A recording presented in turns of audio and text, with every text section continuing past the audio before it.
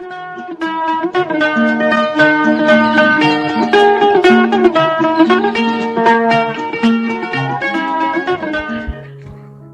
आदाब, hello friends. आपके साथ में फराज हूँ और चैनल फिल्मी फराज है। मैं पर्वतों से लड़ता रहा हूँ, मैं पर्वतों से लड़ता रहा हूँ और चंद लोग, मैं पर्वतों से लड़ता रहा हूँ और चंद लोग गीली ज़मीन खोद के, गीली ज़मीन खोद के फरहाद हो गए, गीली ज़मीन खोद के फरहाद हो गए। और अब आज का कार्यक्रम, आज के इस प्रोग्राम में हम जिक्र करेंगे उस महान अभिनेता का जो तकरीबन हर दूसरी फिल्म में आपको नजर आते थे और उनका काम एक से बढ़कर एक नजर आता था। हर फिल्म में खूबसूरत काम होता चले जाता था। वो कौन हो सकते हैं सिवाय जनाब ओम प्रकाश साहब के। जीते रहो जीते रहो। ये है मेरी। मैं जानता हूँ साहब। क्या जानते हो? आपकी ज्येष्ठ पुत्री रूपा जी। पुत्री नहीं, मेरी धर्मपत्नी ने गया है कि पुस्तक खरीद कर मुझसे आकर पढ़ेगा। अब तुम ही बताओ, ये टीओ टू डीओ डू जियो गो क्यों नहीं? इसका मतलब मैं क्या जानूं? दोस्तों, ओम प्रकाश जी एक ऐसा नाम जो एक चेहरा हमारे सामने आता है। अलग अलग तरह की उनकी एक्टिंग, कॉमेडी हो, कैरेक्टर रोल्स हों, वो चेहरे ऐसे बनाते थे, घबराहट, और लोग उन्हें बेवकूफ़ बनाते थे। कई फिल्में आपके जहन में आ रही होंगी। कौन भूल सकता है चुपके चुपके को, तेरे घर के सामने, और महमूद साहब के साथ प्यार किए जा। बहुत सारी फिल्में हैं उनकी, गाने भी हैं। सबने उनके लिए गीत गाए, खास करके रफ़ी साहब ने तो 25 से भी ज़्यादा गाने गाए, चाहे वो हावड़ा ब्रिज हो, 10 लाख हो, और भी बहुत सारे गाने हैं। छुरी बन काटा बन, ओ माय सन, पतंग हो, और भी लोगों ने गाया। महेंद्र कपूर साहब ने भी गाया, लोफर में गाया, सुनहरे संसार, मन्ना डे साहब ने, कौन भूल सकता है बुड्ढा मिल गया। तो ये गीत और उनकी फिल्में आपको याद आ रहे होंगे। सबके साथ उन्होंने खूब काम किया। दिलीप कुमार साहब के साथ आज़ाद और गोपी फिल्म में जब ये दोनों भाई बने तो उस वक्त तो लोगों ने खूब तारीफ की। वैसे तो वो बहुत अच्छी एक्टिंग करते थे, लेकिन लोगों ने ये कहा कि बहुत से सीन्स में तो दिलीप कुमार साहब के ऊपर भारी पड़ गए ओम प्रकाश जी। हालांकि उन्हें अवार्ड भी मिला फिल्म 10 लाख के लिए। लंबा उनका करियर, कई फिल्में आपको याद, और अलग अलग तरह के रोल्स। हरियाली और रास्ता अलग रोल, फिल्म कानून में अलग रोल।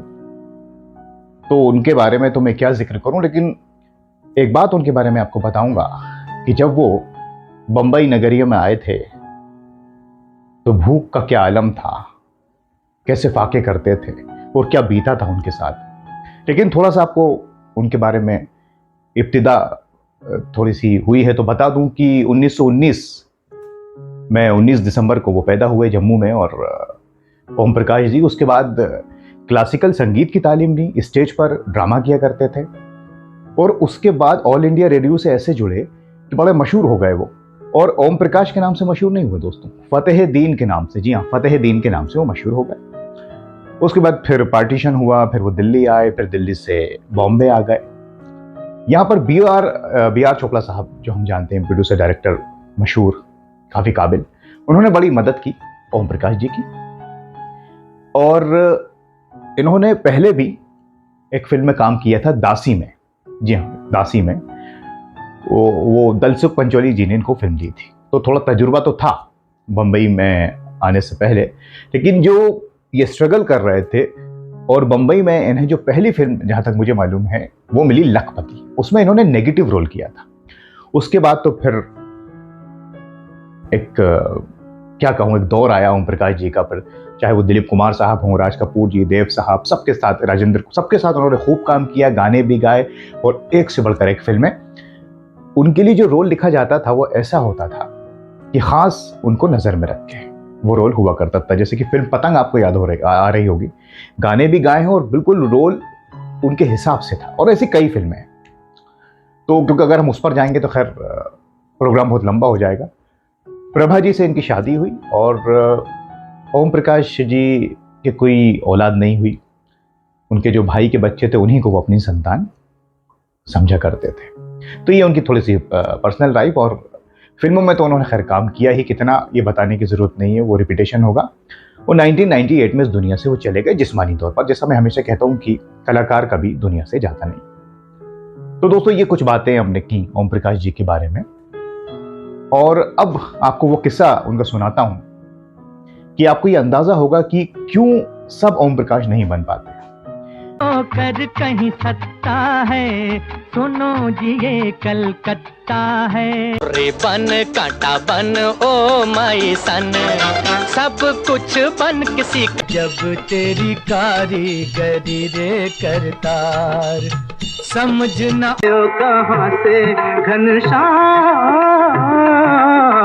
आयो कहाँ। ये दुनिया पतंग नित बदले ये रंग, कोई जाने ना उड़ाने। ये दुनिया नहीं जागीर किसी की, अल्लाह का नाम पाक है वो पाक रहेगा, और बंदा दीवार नहीं, इस घर में कोई दीवार नहीं।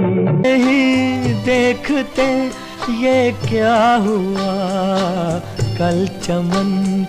ओम प्रकाश जी जब मुंबई नगरिया आए, स्ट्रगल कर रहे थे, काम नहीं था, जेब में पैसे नहीं थे, कोई दाम नहीं था, भटक रहे थे सड़कों पर काम की तलाश में।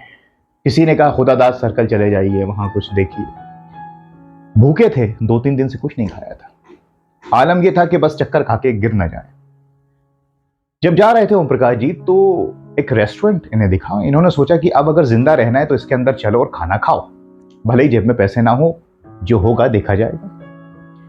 क्या करें, मरता क्या ना करता। उस रेस्टोरेंट में गए, ऑर्डर दे डाला, वेटर को बुलाया और भाई ये लाओ, ये जो भी कुछ खाने को होगा। इंतजार में कि कब खाना आए और मेरी भूख मिटे। खैर साहब खाना आया और ओम प्रकाश जी ने उस खाने को खाया। फौरन शुरू हो गए वो, क्योंकि इतनी भूख थी। भरपेट खाना खाया और ठंडा भी मंगा लिया, मीठा भी मंगा लिया, सब कुछ। भूल गए कि जेब में पैसे नहीं है। अब खाना खा लिया, जाना था, लेकिन बिल आ गया। बिल के साहब ये 16 रुपए का बिल है। 16 रुपए उस जमाने में बड़ी रकम।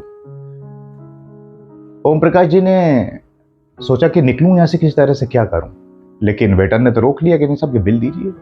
उन्होंने कहा पैसे तो नहीं है मेरे पास। कहने लगा पैसे नहीं है तो खाना खाने क्यों आए थे। खैर अब वेटर उनको मैनेजर के पास ले गया। मैनेजर ने पूरी बात सुनी। ओम प्रकाश जी ने सच सच कह दिया कि देखिए साहब मैं 2-3 दिन से भूखा था और चक्कर आ रहे थे, इसलिए क्या करता, अब आप जो चाहें सजा मुझे दे। मैनेजर कोई शरीफ इंसान रहा होगा, भला इंसान रहा होगा, या उसने भी स्ट्रगल किया होगा। उसने ओम प्रकाश से कहा कि तुम जरूर कुछ बनोगे, जिस मकसद ले से तुम इस शहर में आए हो, जाओ और जब पैसे आए तो पैसे चुका देना। तुम्हें एक ईमानदार इंसान हो, तुमने सच बोला है। फिर ओम प्रकाश जी चले गए और इत्तेफाक से 1-2 दिन बाद ही उन्हें काम मिल गया और दाम भी मिल गया, तकरीबन 500 रुपए। इतनी बड़ी रकम। तो ओम प्रकाश जी ने सबसे पहले उस रेस्टोरेंट में जाके अपना बिल चुकाया और तमाम जो लोग थे वहाँ पर, वेटर्स, उनको भी टिप्स दी कि लीजिए भाई आज मैं बहुत खुश हूँ, मुझे काम मिल गया। दोस्तों फिर ऐसी दुआ लगी ओम प्रकाश जी को। सच्चाई उनके साथ थी और टैलेंट तो था ही उनमें, क्योंकि मैंने आपको बताया कि वो तो रेडियो की दुनिया में मशहूर थे, फतेहदीन के नाम से टैलेंट था। फिर ओम प्रकाश जी को जो काम मिलना शुरू हुआ ना, तो वो 50s, 60s, 70s क्या उन्होंने काम किया है कि हर प्रोड्यूसर डायरेक्टर की वो पहली पसंद हुआ करते थे। जो और भी कैरेक्टर आर्टिस्ट थे, नजीर हुसैन साहब हो या मनमोहन कृष्ण जी हो, ओम प्रकाश जी, ये लोग आपको अक्सर कोई ना कोई फिल्म में दिखेंगे। और फिर ओम प्रकाश जी तो कैरेक्टर रोल्स तो करते थे, कॉमेडी भी करते थे। नहीं तो महमूद साहब और ओम प्रकाश जी की जो जबरदस्त टक्कर थी प्यार किया जा में, वो कैसे हो सकती थी। लेकिन इसके पीछे जो स्ट्रगल रहा कि वो आर्टिस्ट जो इतना मशहूर था रेडियो में, उसको भी जब बंबई आना पड़ा तो कितना स्ट्रगल करना पड़ा कि एक वक्त के खाने के पैसे नहीं थे। और फिर बाद में अपने हुनर से, अपनी काबिलियत से, और इस पब्लिक ने, उनके चाहने वालों ने उन्हें बना दिया ओम प्रकाश। अब कभी कोई दूसरा ओम प्रकाश नहीं आएगा, ये बात तय है। लेकिन उनकी फिल्मों के जरिए, उनके गानों के जरिए, और वो चेहरे पे जो एक्सप्रेशन होते हैं ना, मेरी तो फेवरेट फिल्म, उनकी सारी ही फिल्में अच्छी हैं, लेकिन चुपके चुपके मैं कभी भी उनके देख लेता हूँ। आपकी कौन सी पसंदीदा फिल्म है ओम प्रकाश जी की? आप हमें कमेंट्स करके बताइए। कोई सी भी एक फिल्म हो या 2-3, जितनी भी फिल्में हो, हम उसका इंतज़ार करेंगे। और भी कोई इन्फॉर्मेशन उनसे जुड़ी हो तो हम उस पर भी कोई कार्यक्रम बनाएंगे। अब मैं चलता हूँ, कोई और आपके लिए कार्यक्रम लेकर आऊँगा। तब तक के लिए अपना बहुत ख्याल रखें दोस्तों। नमस्कार, खुदा हाफिज़।